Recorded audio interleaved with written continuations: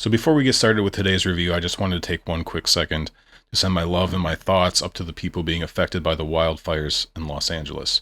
I'm just a couple hours south down in San Diego, and watching this occur just basically in my backyard has been difficult, to say the least. As hard as it is for me to watch on television or through the internet, the people actually experiencing this firsthand are going through an unimaginable tragedy. Losing their homes, their businesses, their loved ones, and possibly all three. If you can, find a reputable charity to donate to help the underinsured and those that have quite likely lost their jobs for the foreseeable, or if not permanent, future. There are really no words that I can say that are going to relieve the pain and the stress if you are being directly affected by this. Really, the one thing that I can do is maybe make a whiskey video that can take your mind off of it, if only for just a few minutes. So, with that, once again, my love to everyone being affected. Donate to a reputable charity if you can. But let's get on with the show.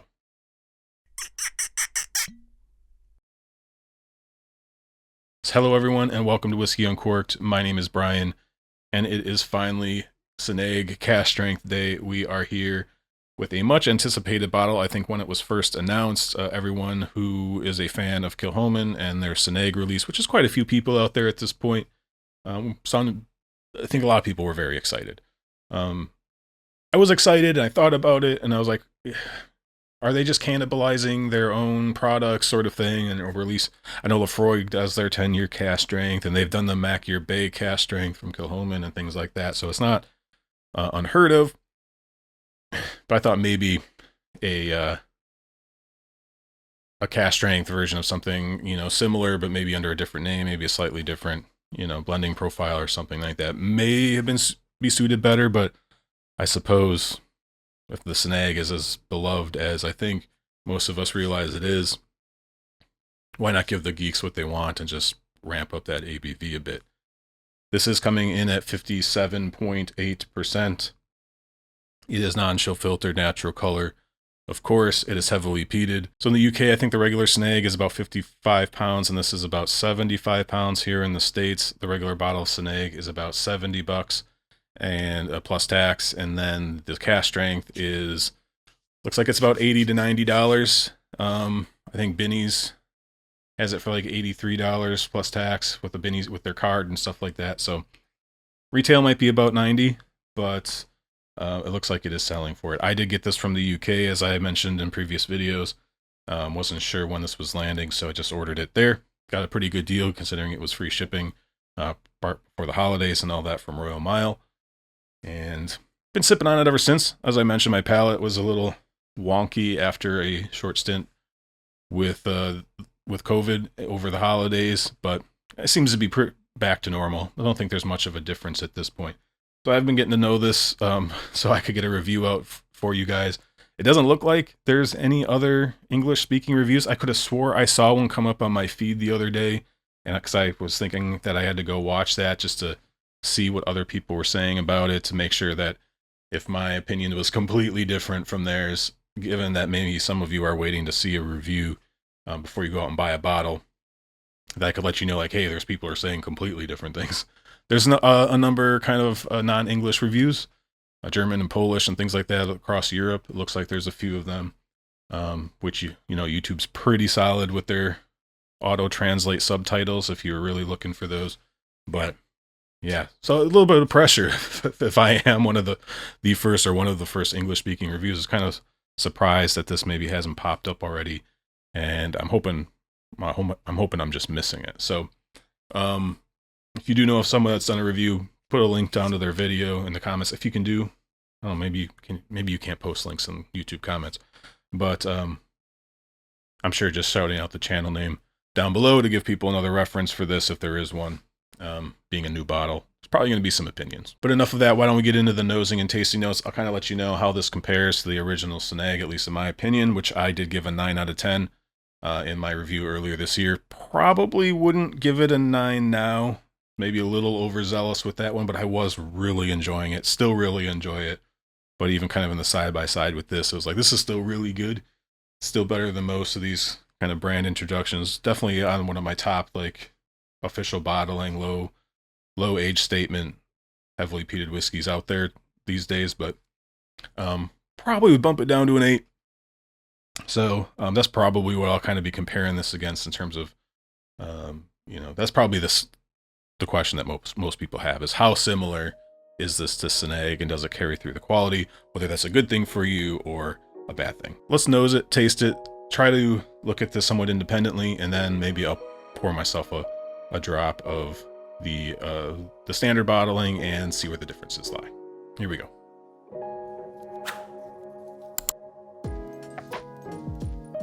So I've had a few different experiences on those. Like when I first pour this into a glass, if I get right in there, it is this big, meaty, kind of dried meats, pork belly, smoky. It's just like you walk out of like a pork barbecue pit sort of thing. It's just not quite Octomore. Octomore, it almost just smells like cooked bacon. Sometimes to me, streaky bacon is what I'm referring to if you're in the Europe or UK. But this isn't quite that. It's a little more it's just like beef jerky like, I guess, sort of thing. But once it settles down, that kind of fades away. And I always think of Kilchoman as what I feel is more of an industrial peat, industrial smoke. It's hot oil, asphalt, car exhaust, that sort of thing. Definitely maybe a little more challenging depending on what kind of peat you like. It can turn people off. I'm a pretty big fan of it. Kilchoman has definitely become one of my favorite Islay distilleries, at least when I'm looking for kind of lower age stated like peat bombs. This almost, I don't know if it's the ABV because it's definitely not shy on the palate, but on the nose, it almost, after that initial kind of wave of really dense, just like super enveloping, aromatic, porky smoke, beefy smoke, it does kind of quiet down after a couple minutes.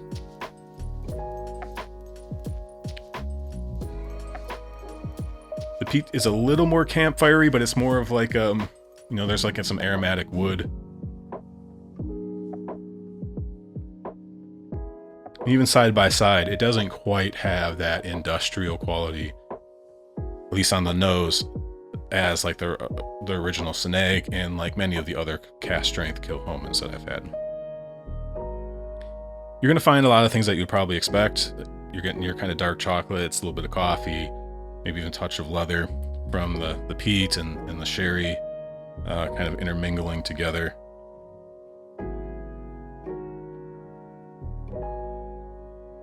I do like that initial blast though, so I don't know, like there could still be a little bit of remnants. That was kind of what I went through the first time when I had COVID, where I could smell it for like the first half of an inhale and then it would like disappear. And that lasted for quite a while, unfortunately. I don't think I'm having that same issue this time, but like I said, it kind of dies down after I take a couple whiffs, and I kind of wish it stayed like that first thing. So if it does for you, that's probably better.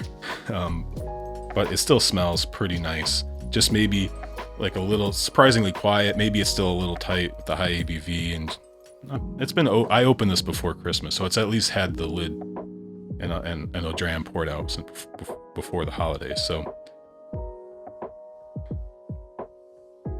yeah, a little bit campfire, a little bit black pepper. Yeah, it's kind of got that stereotypical like whiskey room, maybe a little bit of leather, some wood varnish, but darker. It's definitely kind of darker, a little bit more broody, which the Sanaig is as well. They are fairly similar on the nose. Just I do think that with the standard Sanaig, it does have a touch of that slightly more asphalty kind of smokiness. So doing this, when I was doing the side by side, if this is the current, if this is the accurate part of the nose, an accurate depiction of the nose, sorry, for the cask strength, I do think I like the regular Sanaig slightly better. In fact, they're probably pretty similar, even with the extra ABV in terms of intensity and that sort of thing. Again, with the caveat that after I first pour this into a glass and it's still kind of settling down, it is absolutely fantastic. So the good news is some of that does recover on the palate, so why don't we go ahead and taste it? Here we go. Cheers. So right up front, the one thing you can tell that this hasn't left behind with the extra ABV, which I guess isn't too surprising, but it's just how viscous and kind of oily it is. As you kind of chew on it, it's silky, it's luxurious. It's like, it kind of almost takes you aback. Other than that, then when you swallow it, there is the fruit, the peat is there. It is more of a kind of a black peppery peat for me in this one. It's not adding a ton of that richness. It's really that kind of peppery, almost campfirey smoke. Not too industrial. I think maybe the Sanaig is a little more kind of dirty. Although they're pretty similar. I think, again, if you just intensify what's on the regular Sanaig, this is not, there's definitely a direct line. Let's put it that way. On the finish, right, this is where you're starting to pick out some of your, some of that dark chocolate and coffee. It's not super intense. It doesn't get super bitter. So there's a little bit of a drying sensation. The one thing that I didn't mention is both on the nose and on the palate, the 57.8% ABV is like no problem. Like it's, I almost wish maybe it was more like louder and just even more intense, because it drinks pretty easily given a pretty high ABV and given non-age statement, it is a younger whiskey as well. So those can be a little bit fiery and rough around the edges. This one got some black pepper on the finish, and it's actually a pretty enjoyable little bite. If it wasn't there, it would almost be, maybe there'd be a hole, you'd be wanting something something else, something to kind of come in and fill that. But let's take a second sip, see if I can pick anything else out. I know there's a few notes that I had written down. I'll see if I can find those. Here we go. Maybe even a little salty. Definitely some cigar smoke, some cigar tobacco, a little bit spicy, a little bit drying, very full flavored. One thing I think that I really liked about the original Sanaig, I didn't go back and watch my actual review because I didn't want to bias myself in the current moment, but that one just, from what I remember and if I didn't say it in the video, I should have, but it's just a really nice kind of caramel note. There's a caramel note in here, but it's kind of covered up. It kind of comes out on the front of your tongue like way later in the process. It's not kind of this rich, ribbony caramel note that I found kind of flows through the standard Sanaig. So this is definitely darker. There's some like stewed fruit, but we're talking like berries, maybe a little bit of cream, blackberries, blueberries, but stewed. Like there's almost a little bit of a kind of fruity tartness kind of coming out now really late in the process. Maybe the one thing that I was wondering is how, like, especially with these kind of peated, sherried expressions, does it really get, does it get to that kind of decadent, fudgy, chocolatey like finish where it just feels like you just ate a dessert, like a smoky chocolate cake or something, which can kind of happen. And that's not what's happening here. So if that's not really your thing, this is a little spicier, a little bit more coffee flavored rather than, you know, kind of the semi-sweet chocolate or, you know, fudge, that kind of thing. One more, and then we'll give this thing a score, talk about, I don't know if there's anything else to say comparing it to the regular Sanaig. Maybe I'll pour a quick little one. I did write down some notes, so we'll get to that. But one more sip, I'll give it a score, talk about value, and yeah, we'll wrap things up. Here we go. Cheers. Just swishing it around on your tongue. It's so good.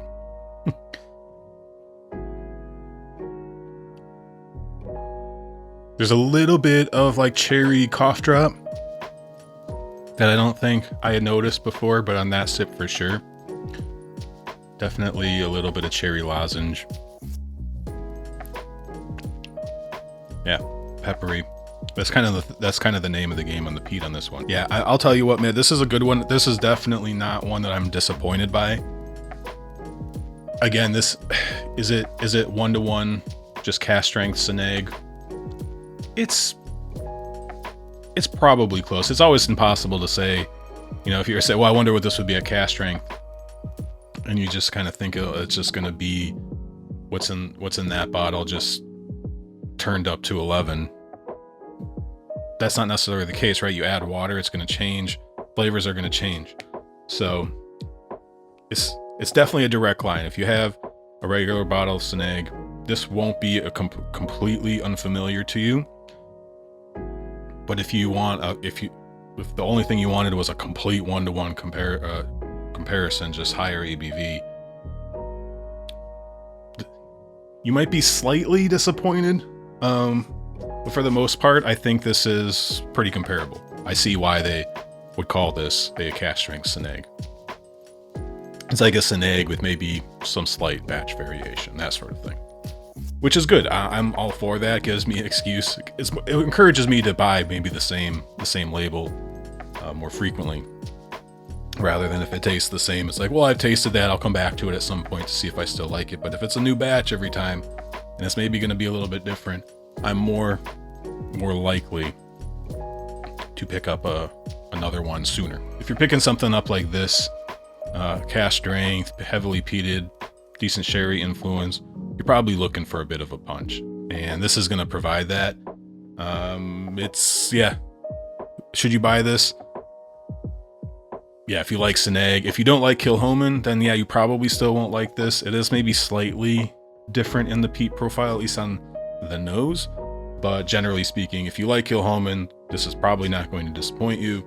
If you don't like Kilchoman, this isn't going to be your spot to jump in. For a score, I think it's probably, in terms of just overall enjoyment, is probably pretty comparable to the regular Sanaig. It's obviously a different experience. It's not a tremendous departure, but I definitely think if you drink your current bottle of Sanaig, I would, and you know you'd like cask strength whiskeys, yeah, I would probably pick this up. Is this an absolute must buy? Maybe, probably, eventually. Like if you love Kilchoman, you're gonna like this.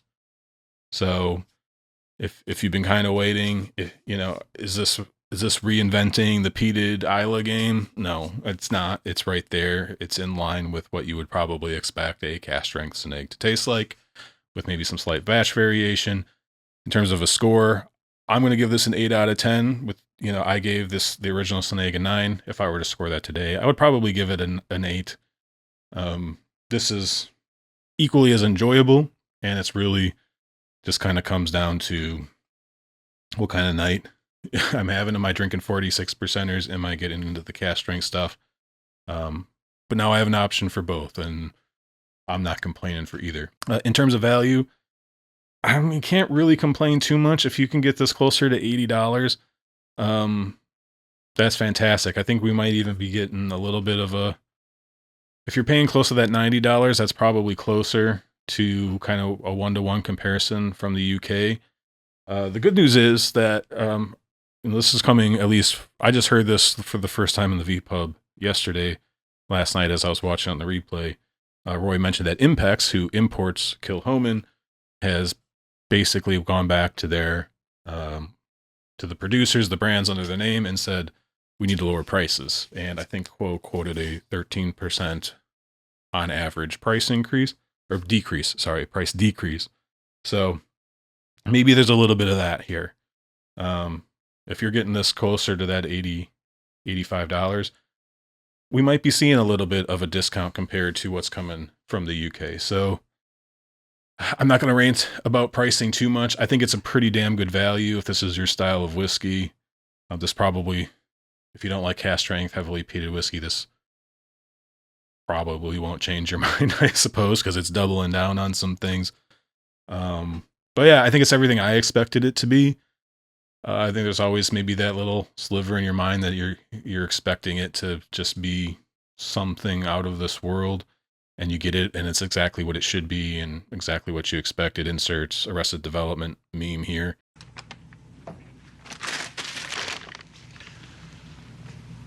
Well, I don't know what I expected. but with a positive look on my face. Price is solid.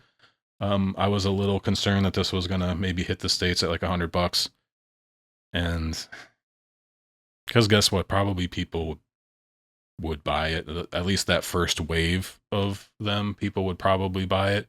But if this is a little bit closer to $80 in your area plus tax, I'd say it's a good value. Yeah, so I'm satisfied with this one. I think it's worth the pickup, provided you know what you're getting yourself into. And I'm looking forward to seeing how this continues to open up, as always, with these newer whiskeys and these newer bottles. Really, it seems kind of like I've only had like a couple drams of this very recently that I felt like have been like 100% like on point, and I'm still a little, not 100% confident yet. That is like, especially being a new whiskey. When I drink stuff that I know, it's there. But anytime it can come off of that sort of roller coaster palate issue, it takes a second to get your confidence back. But hey, that's it. I'm feeling a lot better. Again, I did post something. I did like my first YouTube post where you can post text and whatnot, and I kind of said that I turned on channel membership, so there's a few different tiers there. It's just the thing through YouTube. I don't no Patreon or anything like that yet. I've been eligible to turn that on, I think, since like October, whenever we hit the 500 subs thing, and we had enough watch hours. So that's turned on. If it's something you're interested in, I don't plan on doing anything, especially not until I have maybe some members. It's like, I could do member only videos. I think that's kind of like the thing, for the most part. I know with like emojis and stuff like that, or sub badges, especially if we get into live streams, it's probably a little more popular, but it's there. There's a few different tiers. Something I'll expand on in the future if you're already a diehard fan and want to start working your way up to the loyalty badges and all that stuff. I'll get all that stuff sorted out at one of these days. If you know somebody who makes those like emojis and badges and banners and logos and stuff, send them my way. Have them hit me up. I'm not looking for anything free or anything like that. It's probably I'm kind of started winging it from day one with the AI generated logo and all that stuff. But yeah, it's turned on. It's down there. You can sign up if you'd like. Don't expect any like direct specific benefits. Treat it like a donation, essentially, as I mentioned. And hopefully in the future, I'll get that kind of fleshed out a little bit more once there's a little more interest and whatnot. But yeah, it's there. Didn't want to put it at the front of the video because if you are going to donate any money to anybody this week, it should probably be the folks that really need it and are losing their homes and their communities and their businesses and all that stuff. So I can make it without the $5. Somebody needs it more than I do. So anyways, thank you again for watching. I really appreciate you sticking around to the end of these videos. Hope you're all doing well. Hope you're all safe. It's a crazy world out there, and at least we're still getting good whiskeys, and got a few more to review in the next few weeks. Got another one or two on the way that I'm excited to dig into. 2025 is getting off to a fun start in terms of the whiskey stuff. Trying new bottles is always fun, and hopefully I don't lead you astray. But until next week, everyone, thank you again for watching. Cheers.